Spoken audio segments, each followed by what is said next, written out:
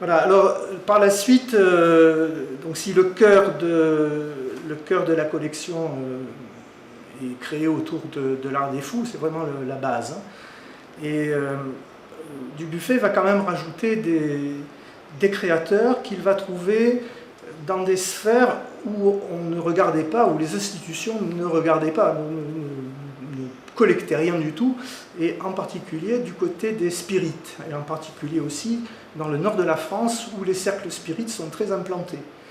Alors là, c'est tout un secteur aussi, tous les gens qui communiquent avec les esprits et qui réalisent des dessins, eh bien, Dubuffet va s'en inquiéter. Il y en a une très fameuse qui est suissesse, et c'est Helen Smith, qui a défrayé la chronique chez les psychologues et linguistes à la fin du 19e siècle, et qui prétendait avoir été une princesse indienne, et puis par la suite communiquer avec les martiens. Il fait des petits dessins. Alors, ça effectivement, ça ne peut qu'intéresser aussi Jean Dubuffet.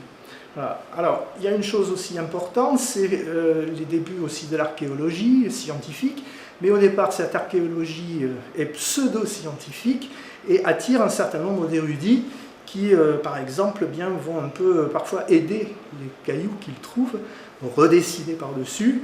C'est le cas de Juva, qui était un prince autrichien, et qui va aussi là intéresser Dubuffet. Donc Dubuffet, petit à petit, augmente sa recherche, et avec toujours l'idée quand même d'aller chercher plutôt des gens qui soient de conditions sociales modestes. Il y a aussi des aristocrates, puisque je viens de parler d'un prince, mais en général, il va plutôt chercher des gens qui n'ont pas reçu trop d'éducation, mais enfin, on est toujours soumis à plein d'éducation, on voit plein d'images partout, et il va donc plutôt se concentrer quand même sur des gens humbles. Voilà, ça c'est vraiment son fond de collection. Après, il faut rajouter un élément important, qui est peut-être même le plus capital, c'est que ce qui intéresse Dubuffet, ce sont des œuvres qui ont une marque, une personnalité.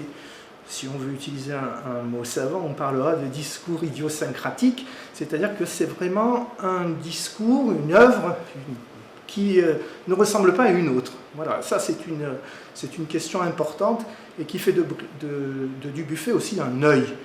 C'est peut-être un des grands œils du XXe siècle. Il n'y en a pas beaucoup, mais qui sache discerner effectivement ce qui en vaut la peine.